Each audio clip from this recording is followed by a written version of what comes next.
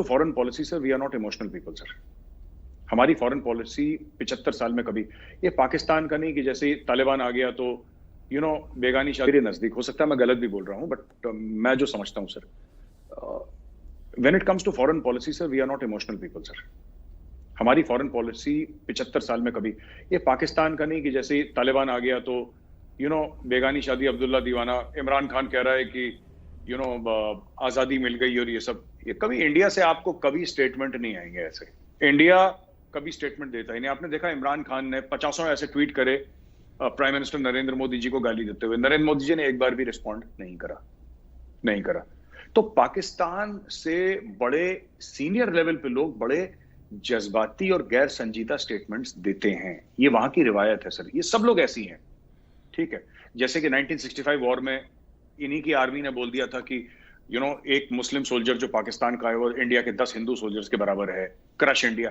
ये सब पता नहीं सर क्यों ऐसी, आई डोंट नो सर, मैं तो कभी मैं गया नहीं कभी इस्लामाबाद, लाहौर वगैरह, तो आई डोंट नो कि ये थिंकिंग कैसी है, ये माइंडसेट कैसा है, जो कि इलॉजिकल माइंडसेट है। तो वी आर वेरी, जिसको कहते हैं सर कि हम लोग बड़े ठंडे दिमाग के, आराम से, we will wait and watch. India की क्या पॉलिसी रहेगी sir? India will wait and watch. India ये देखेगा कि तालिबान से अगर एंगेज, रिकॉग्नाइज करने का तो सर मुझे सवाल लगता नहीं कोई, पहली चीज, पर हाँ, इंडिया अगर एंगेज करेगा तालिबान से तो किस लेवल पे एंगेज करेगा।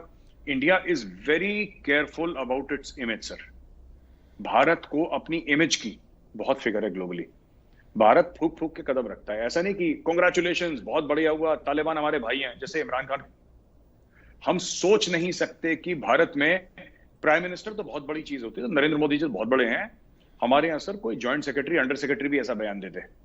It is unthinkable in India sir, unthinkable. मतलब हमारे इदारे इतने स्ट्रांग हैं कि इट इज अनथिंकेबल कि कोई ऐसा हवाबाजी का स्टेटमेंट देते जैसे शेख रशीद पेट में दर्द हो रहा है। दिस काइंड ऑफ लैंग्वेज ना, ये जिसको कहते हैं कि सड़क की जो जबान होती है सर, ये सड़क की जबान होती है, ये हमारे यहाँ सर टॉप लेवल पे यूज नहीं करते। मुझ जैसा कोई छोटा आदमी इस्तेमाल कर भी ले कभी, लेकिन उस लेवल पे, हायर लेवल पे सर आपको कभी नहीं मिलेगा कि किसी ने कोई ऐसी जबान इस्तेमाल करी। India will wait and watch sir, India will wait and watch. India देखेगा, और इंडिया का जो फायदा होगा, फायदा सिर्फ पैसे के मामले में नहीं, सिर्फ इन्फ्लुएंस के मामले में नहीं, India is very टची about it's reputation sir. India Taliban के साथ डील करे और कोई बोले कि आप टेररिस्ट रेजिम के साथ डील कर रहे हो, इंडिया को कभी ये चीज गंवारा नहीं होगी सर। तो इंडिया फूंक फूंक के कदम रखेगा, एंड मुझे लगता है कि इंडिया जब सारे पत्ते खुल जाएंगे तब इंडिया अपने पत्ते खोलेगा एंड में। इंडिया को कोई जल्दी नहीं है सर। देखिए, हमारा तो अफगानिस्तान से कोई बॉर्डर नहीं मिलता, राइट सर? जैसे पाकिस्तान को जल्दी है, ईरान को भी जल्दी है, तजाकिस्तान को भी हो सकता है जल्दी हो, क्योंकि अफगानिस्तान से बॉर्डर, हमारा तो कुछ बॉर्डर नहीं मिलता सर, हमें क्या लेने देना, ठीक है? तो हम आराम से बैठेंगे। हो सकता है इंडिया 6 महीने बाद बोले, हो सकता है 3 महीने बाद बोले, हमें कोई जल्दी नहीं है सर। आराम से बात करेंगे, जब हमें लगेगा कि it is the right moment, the opportune moment, तब हम अपना पत्ता खेलेंगे वहां पे, जिसमें हमें लगेगा कि इंडिया की रेपुटेशन भी बची रहे और इंडिया को फायदा भी। आखिर में मेरे साहब, मैं आपसे जानना चाहूँगा, एक्चुअली मेरे व्यूअर्स और आपके व्यूअर्स जानना चाहेंगे आपसे, चूँकि ये सवाल हमें सोशल मीडिया पे हम तक पहुँचता है बार बार। लोगों का ये कहना है कि जब पाकिस्तान के ISI के चीफ वहाँ पे गए, ओपनली सरकार बनाने में उन्होंने मदद दी, हत्ता के अहमद शाह मसूद ने कंडेमनेशन की, और अहमद शाह मसूद की ही पार्टी के कुछ लोग को 2 महीने पहले इस्लामाबाद में भी थे, बहुत अच्छे उनके पाकिस्तान की सरकार के साथ मीटिंग्स भी हुई। अब हमारे व्यूअर्स ये जानना चाहते हैं कि इंटरनेशनल कम्युनिटी पाकिस्तान से ये सवाल क्यों नहीं पूछती कि आपकी इस तरह की डायरेक्ट इंटरफेरेंस क्यों है, जबकि अफ़गान खुद कह रहे हैं कि पाकिस्तान की डायरेक्ट इंटरफेरेंस होती है। तो हमारे व्यूअर्स का ये कंसर्न है कि after all international community Pakistan से ये सवाल क्यों नहीं करती। सर, इंटरनेशनल कम्युनिटी को करने की जरूरत भी नहीं, मैं चाहता भी नहीं इंटरनेशनल कम्युनिटी करे। पाकिस्तान के अंदर सर खुद इतना भी मवाद डलने वाला है 4-6 महीने के अंदर। आप देखिएगा, हमने आप ही के प्रोग्राम में बोला था ना कि पाकिस्तान के अंदर गेम बदलने वाला है, याद है आपको? याद होगा, मैंने बोला था कि कुछ हफ्ते में।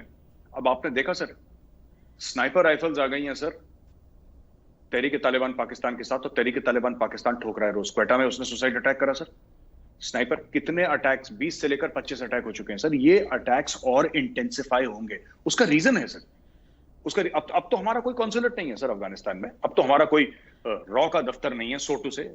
ना पहले था, लेकिन उनको लगता था कि हर एक हिंदुस्तानी रॉ का एजेंट है। अब तो हमारा वहां पे एम्बेसी भी नहीं है। फिर ये पाकिस्तान के अंदर लगातार रोज रोज अटैक क्यों हो रहे हैं सर? और उसको अफगान तालिबान कंडेम क्यों नहीं कर रहा है? और अगर कर भी देगा कंडेम, तो क्या ये अटैक्स रुक जाएंगे सर? ये अटैक्स नहीं रुकेंगे। ये बात मैंने आपकी शो में बोली थी और वो चीज अब सही हो रही है। देखिए, मैं आपको बताता हूं, दुनिया पाकिस्तान को कंडेम करे ना करे, राइट, पाकिस्तान को इसका खामियाजा भुगतना पड़ेगा। क्योंकि मैं एक बात बताता हूं सर आपको, एज अ फौजी, और मैं पढ़ता बहुत हूं सर, मैं I read every day and plus I run a geo strategic portal.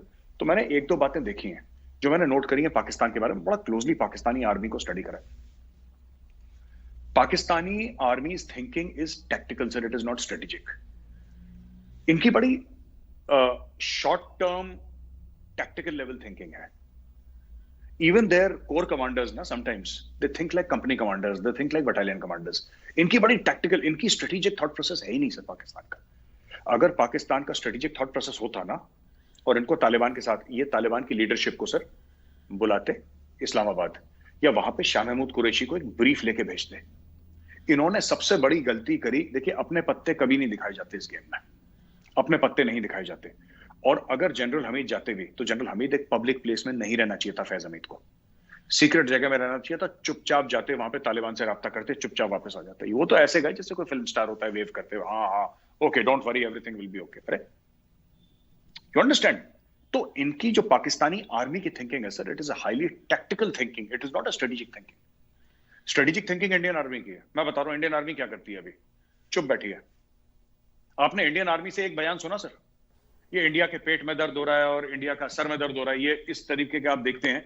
आपने कभी इंडिया की तरफ से किसी भी ओहदेदार का, आप प्राइम मिनिस्टर को छोड़िए सर, आपने किसी सेक्रेटरी लेवल का भी बंदे का बयान देखा?